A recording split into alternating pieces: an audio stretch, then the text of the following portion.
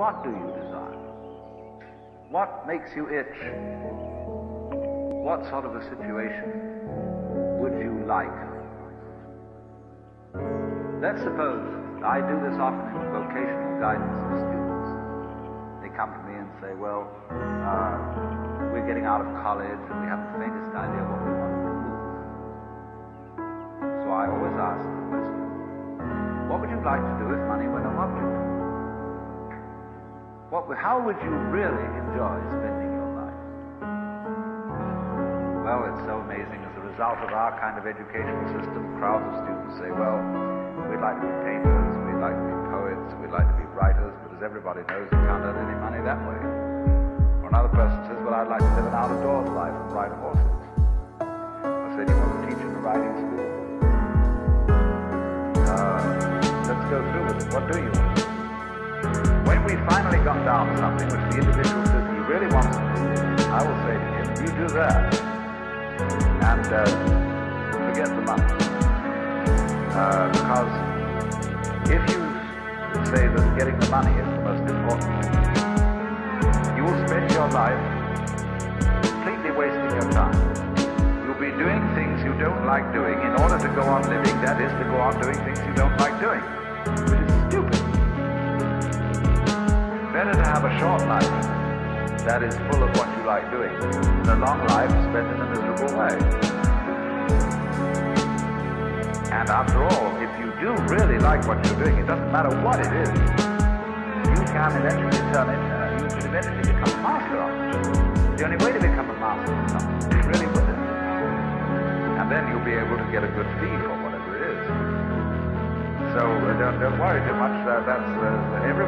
Somebody's interested in everything. And anything you can be interested in, you'll find others. But it's absolutely stupid to spend your time doing things you don't like in order to go on spending things you don't like and doing things you don't like, and to teach your children to follow in the same track. See, what we're doing is we're bringing up children and educating them to live the same sort of lives we're living.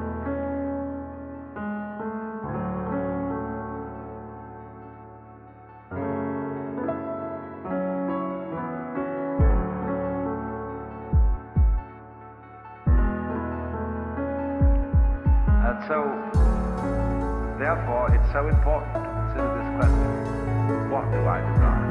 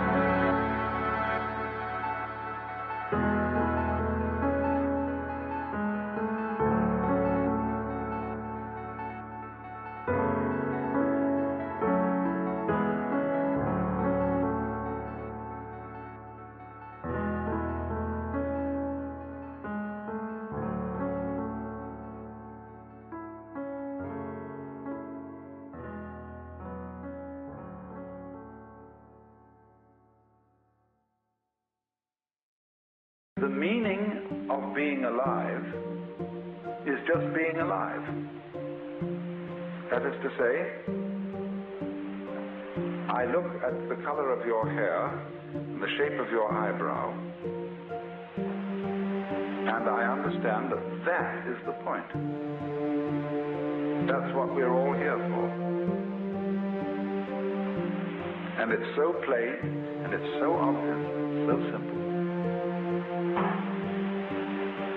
And yet here is everybody rushing around in a great panic, as if it were necessary for them to achieve something beyond all that.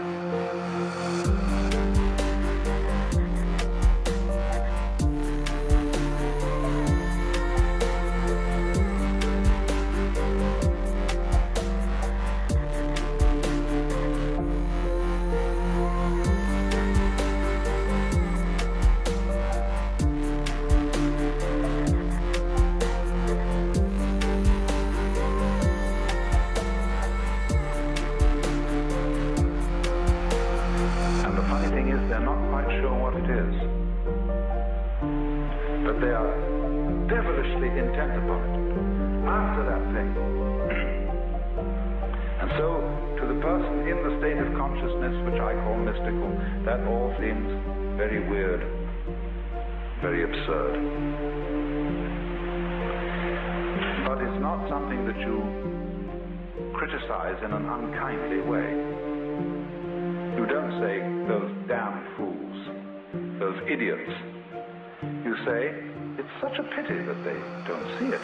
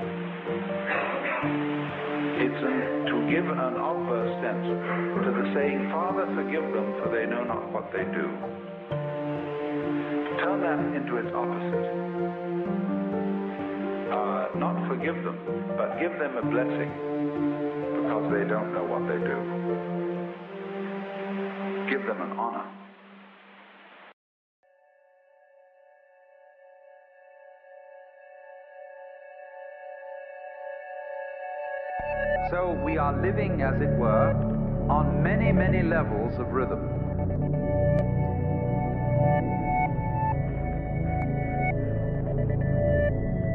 This is the nature of change.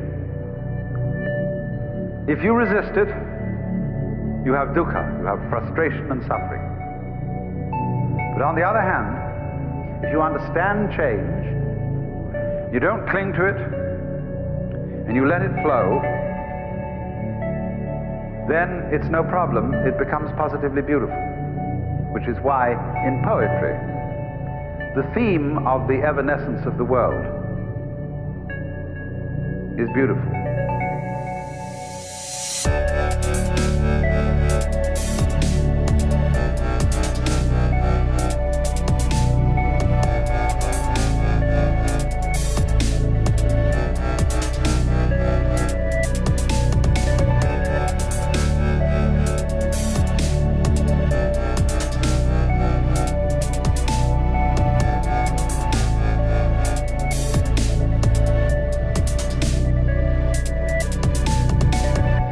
See, it's always the image of change that really makes the poem.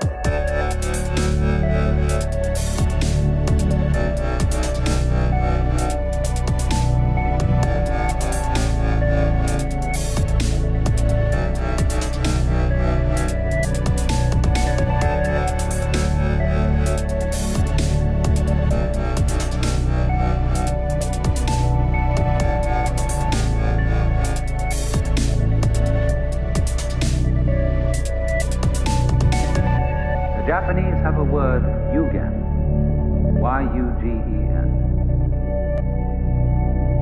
which has no English equivalent whatsoever. Yugen is, in a way, digging change. It's described poetically You have the feeling of Yugen when you see out in the distant water some ships hidden behind a far-off island. You have the feeling of Yugen when you watch wild geese suddenly seen and then lost in the clouds.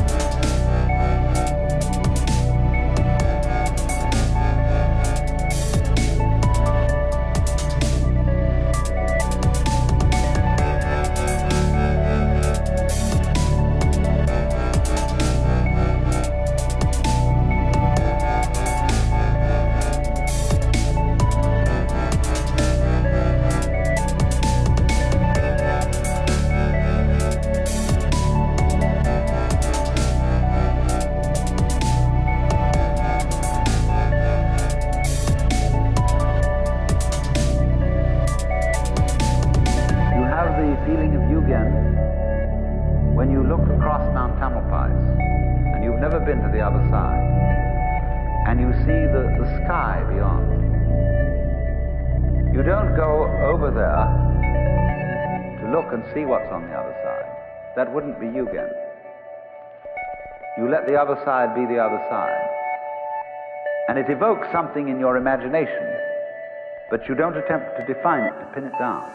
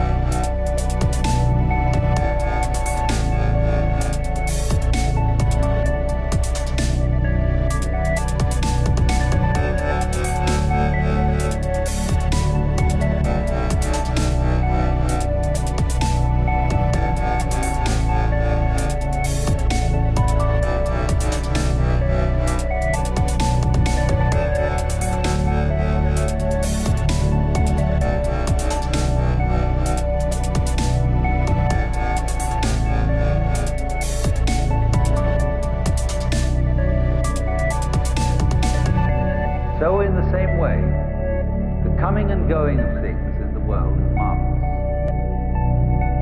They go. Where do they go? Don't answer, because that would spoil the mystery.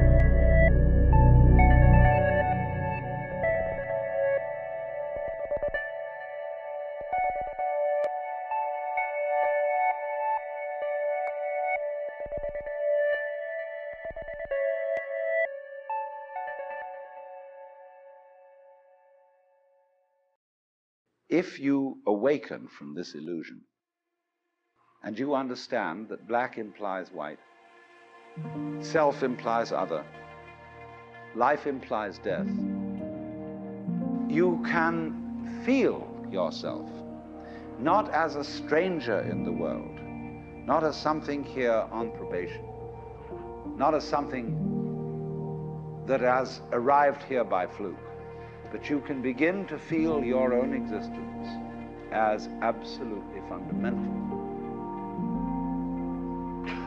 What you are basically, deep, deep down, far, far in,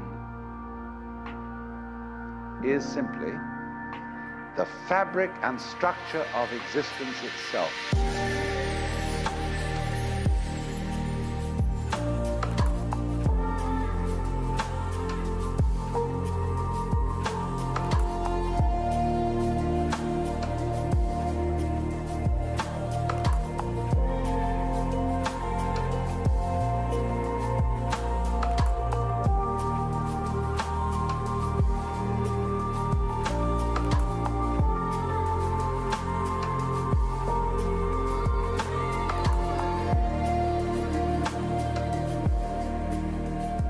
Basis of all Indian philosophy, particularly the teaching of those books called the Upanishads, which are really the distilled essence of Hindu thought.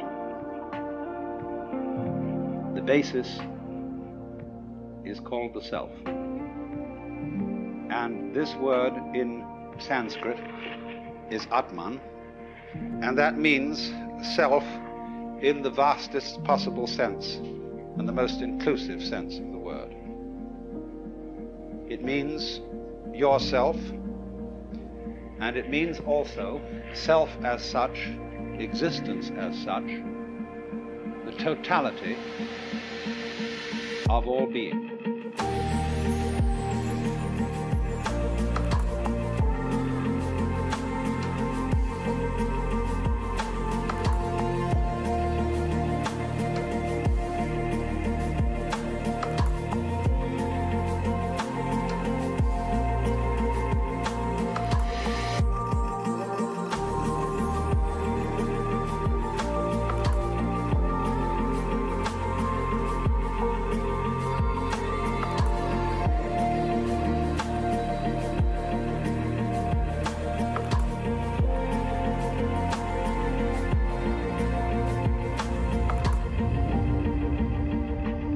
But from the standpoint of logic, we can't say anything about everything.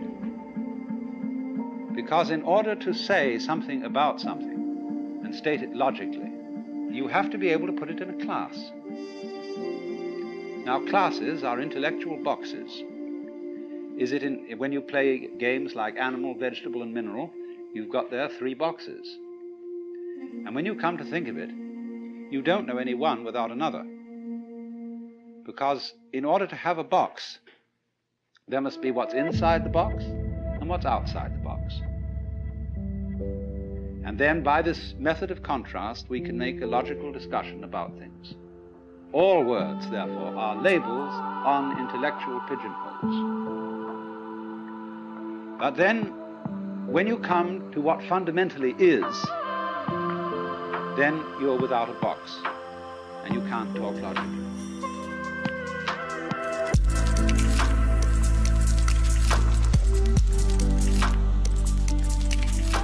Of course, you can distinguish is from is not, but only in a very limited way, as I can say, I have a pen in my left hand, I do not have a pen in my right hand. And from this, we abstract the idea of to be and not to be, is and isn't. But when we consider being with a capital B, this includes not only such ises as celestial bodies, but also such isn'ts as the space that encompasses them. And these two go together, as we shall see in more detail as the time goes on.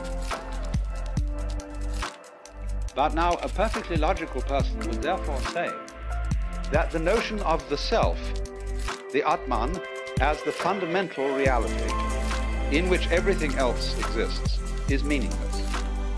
And of course, from a logical point of view, it is.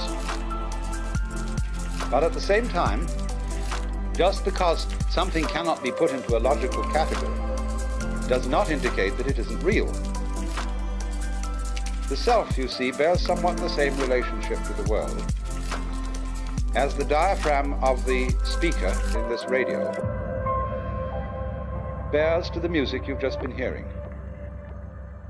None of the music was about the diaphragm, and nobody said anything about there being a diaphragm. The diaphragm as such didn't come into the picture, and yet it was everything in the picture. All those different noises were vibrations of this thin film of metal. So also with your eardrum, so also with the apparatus of your eyes.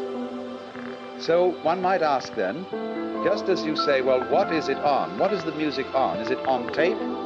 Is it on a speaker? Is it on a drum? Whatever the variations may be. We can ask the question, what are you all on? What is all this on? And the Hindus answer, it's on the self.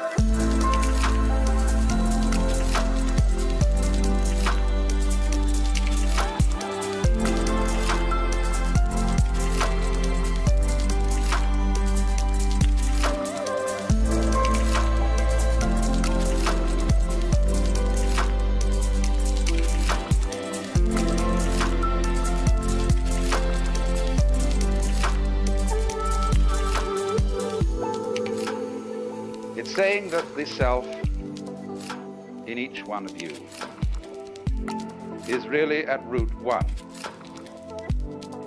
Just in the same way that you have all over your body millions of nerve ends.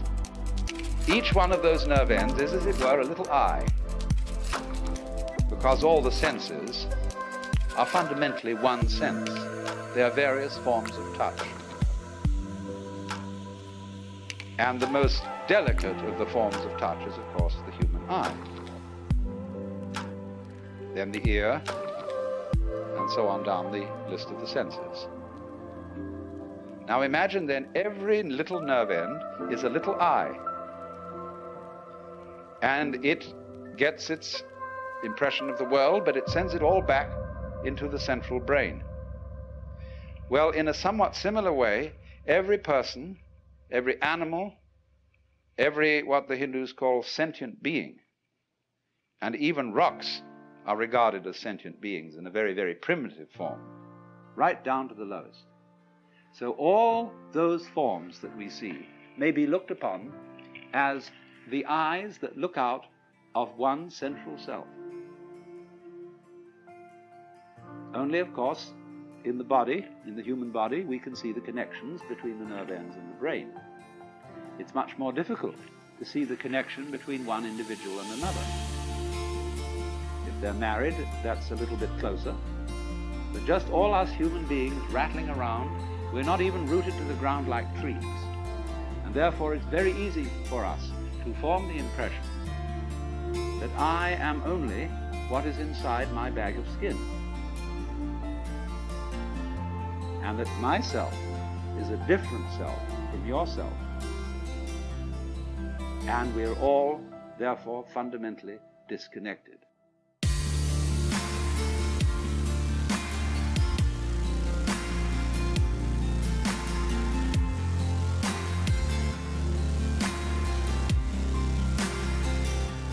And so your apparent disconnection, the fact that you are not tied to other people with umbilical cords or some kind of wiring that gives you one mind. Nevertheless, we do have one mind, in the sense that, for example, all of us turn out to be approximately the same shape. 2 eyes, 2 nostrils, a mouth, 2 hands, 2 legs, and so on. A haiku poem, Japanese haiku, says 100 gourds from the mind of one vine. And so it is with people. And so it is with everything in the world. That's just from a purely physical point of view. But going yet deeper, we find that it's somehow a necessity of thought that there be some sort of a something which is the common ground of all these universes, all these galaxies. And that ground is the self.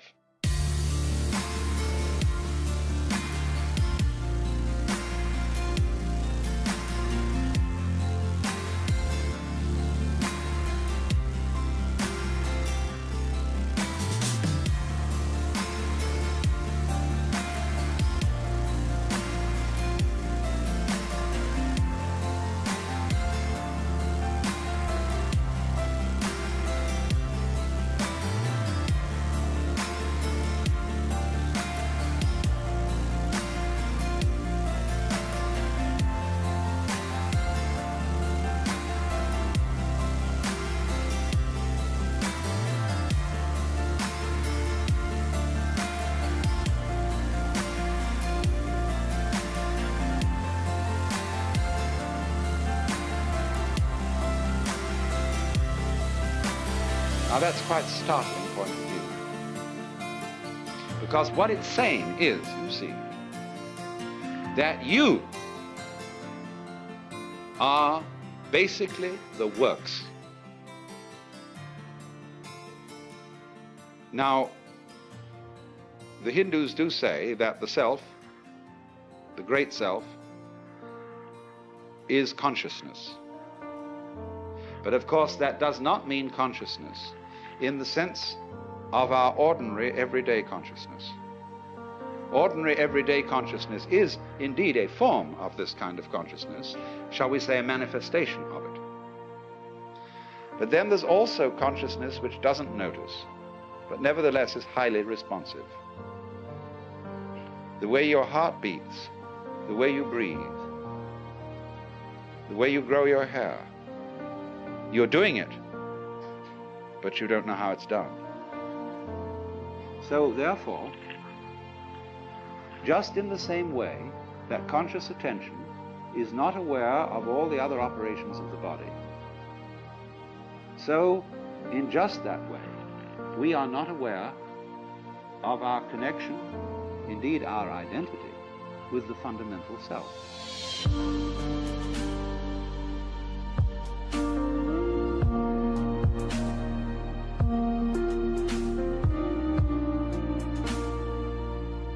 When the leaves die and fall off the trees, or the fruit drops, next year, more leaves, more fruit.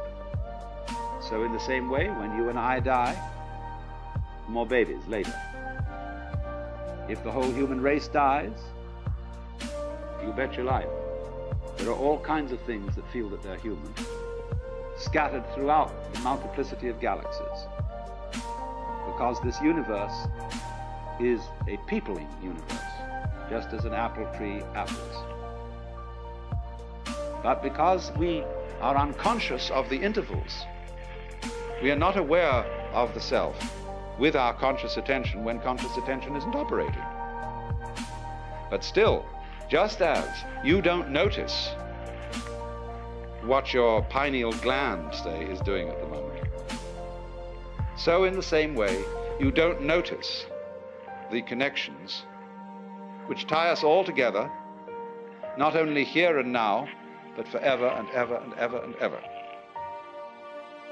The difficulty and the basic reason why we don't notice the self is that the self doesn't need to look at itself. A knife doesn't need to cut itself. Fire doesn't need to burn itself. Water doesn't need to quench itself. And a light doesn't need to shine on itself.